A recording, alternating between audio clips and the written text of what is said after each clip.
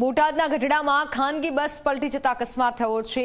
બસ પલટી જતા 15 થી વધુ મુસાફર ઇજાગ્રસ્ત થયા છે। સુરતથી બાબરા જતી બસ રોડ નીચે ઉતરી જતા પલટી ગઈ। બસ ચાલકે સ્ટીયરિંગ પર કાબુ ગુમાવતા અકસ્માત થયો।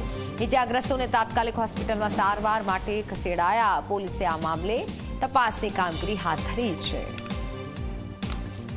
ગઢડામાં ખાનગી બસ પલટી જતા અકસ્માતની ઘટના બની છે। બસ ચાલકે સ્ટીયરિંગ પરથી કાબુ ગુમાવતા અકસ્માત થયો।